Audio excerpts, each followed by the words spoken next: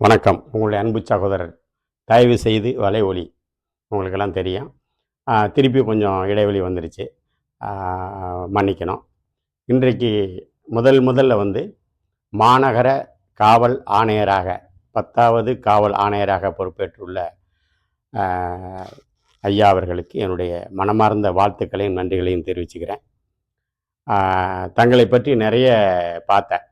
நேற்று இரவு வந்து ஒரு வலை ஒலியில் வந்து தங்களுடைய பணிக்காலங்களில் நீங்கள் செய்த பணிகள், எந்தெந்த மாவட்டத்தில் இருந்தீங்க, உங்களுடைய சிறப்பான அந்த சேவைகள், இதையெல்லாம் பற்றி பார்த்தேன். நான் வந்து ஒரு கருத்தை சொல்கிறதுக்கு முன்னாடி பல வகையில் அதை ஆய்வு செய்வேன். பாராட்ட தகுதி இல்லாதவர்களை பாராட்டுவதும், பாராட்ட தகுதி உள்ளவர்களை பாராட்டாமல் இருப்பதும் தப்பு. அதனால் நான் கொஞ்சம் ஆய்வு செய்து பண்ணுவேன். நிச்சயமாக உங்களை பாராட்ட வேண்டும்.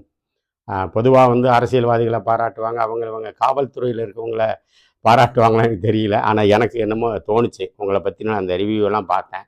சிறப்பான நேர்மையான ஒரு அதிகாரியாக இது வரைக்கும் நீங்கள் இருந்திருக்கீங்க. கடந்த ஒரு 10-20 வருடங்களுக்கு முன்பாக நான் நிறைய விஷயங்கள், நிறைய அதிகாரிகளை பார்த்துருக்கேன்.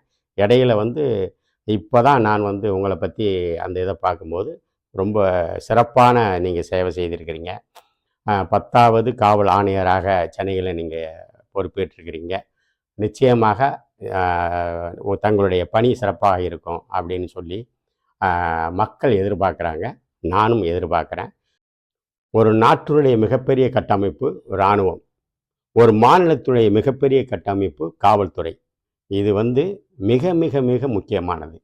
ஒரு மாநிலத்தினுடைய கட்டமைப்பு குலைந்து போனால், சீர்கெட்டு போனால், ஒவ்வொரு மாநிலமாக இணைவது தான் ஒரு நாடு.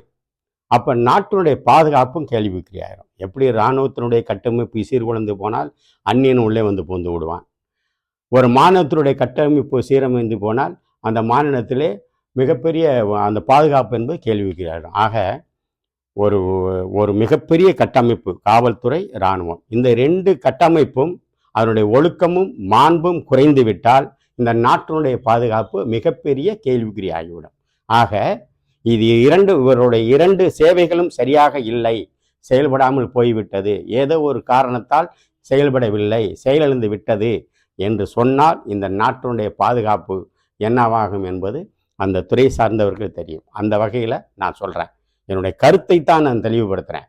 தயவு செய்து ஒரு சில காவல் அதிகாரிகள் என்ன நினைக்கிறாங்கன்னா, யாருனாலும் இது மாதிரி பொது வழியில் ஒரு விஷயத்தை சொன்னால், ஆமாம் என்ன பெரிய இவன் வந்துட்டான் நம்ம புத்தி சொல்ல, தயவுசெய்து அந்த எண்ணத்தை மாற்றிக்குங்க. அது முதல்ல தவறு. நான் ஏற்கனவே சொல்லியிருக்கேன், ஒரு படித்தவருக்கு அல்லது ஒரு பதவியில் இருக்கவருக்கு அந்த பொறுப்பில் இருக்கிறவருக்கு அது தெரியுன்றது இல்லை. அந்த பதவிக்கு போகாமல் படிச்சுட்டு வேலை இல்லாமல் வெளியில் தங்களுடைய அறிவாளிகளும் திறமைசாலிகளும் அந்த துறையிலேயே தங்களை விட சிறப்பாக பணி செய்யக்கூடியவர்களும் வாய்ப்பு கிடைக்காம வெளியில் இருக்காங்க. அதனால நிச்சயமாக கருத்துக்களை ஏற்றுக்க முதல்ல தயாராங்க. நம்ம பதவியில் இருக்கோம், நம்ம பொறுப்பில் இருக்கோம், ஏன்னா நமக்கு தெரியாமல் பெரிய இவனுக்கு தெரியுதா?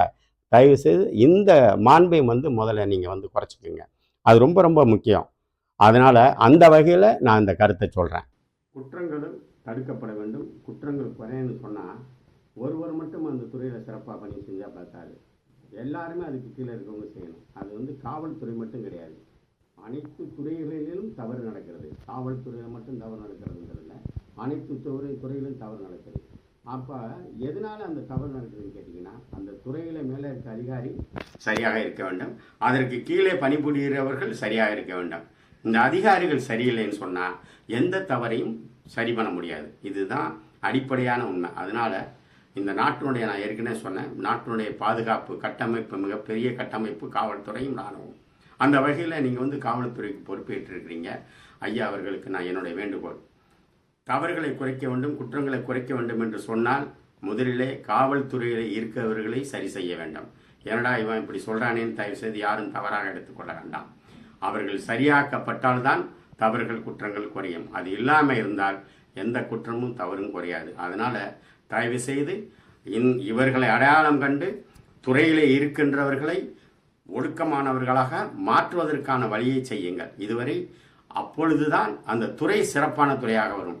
அந்த துறை சிறப்பான துறையாக மாறினால் மட்டும்தான் சிறப்பாக செயல்பட முடியும். அப்படி சிறப்பாக செயல்பட்டால் மட்டும்தான் உங்களுடைய கட்டுப்பாட்டில் இருக்க அந்த காவல்துறையினுடைய செயல்பாட்டினுடைய வெற்றி முழுமையாக உங்களுக்கு கிடைக்கும். ஆக தயவு செய்து முதலிலே காவல்துறையை சீர் செய்ய வேண்டும் என்பது நான் மட்டுமல்ல, பல பொதுமக்களுடைய கருத்துக்கள் பொது வெளியில் பேசுகிறாங்க. ஆமாம், கமிஷனராக வந்திருக்காரு, நல்லவர், அவரை பற்றி மிகப்பெரிய சர்டிஃபிகேட்லாம் கொடுத்துருக்காங்க. அதே சமயம் கீழே இருக்கவங்க அதுக்கு தகுந்தமாக இருக்கணும் இல்லையா அப்படின்றது பொது வெளியில் பேசுகிறாங்க. அது ஐயா அவர்களும் பல வகையில் நீங்கள் கேள்விப்பட்டிருப்பேன்னு நினைக்கிறேன். அந்த வகையில் தயவு செய்து காவல்துறையிலே ஒரு மிகப்பெரிய சீர்திருத்தத்தை கொண்டு வர வேண்டும். என்னை பொறுத்த வரைக்கும் அரசு துறையில் இருக்க அனைத்து துறையும் சீர்படுத்தப்பட வேண்டும். ஏன்னா எல்லாம் போயிடுச்சு, குட்டிச்சவராக போச்சு. ஆனால் சீர்படுத்த வேண்டியது இப்பொழுது காவல்துறை. தயவு செய்து அதை சீர் செய்யுங்கள். அப்பொழுதுதான் உங்களுடைய சிறப்பான சேவை இந்த மக்கள் எதிர்பார்த்த வெற்றியை கொடுக்கும் என்பது என்னுடைய பணிவான வேண்டுகோள். செய்வீர்கள் என்று நான் நம்புகிறேன். நன்றி, வணக்கம்.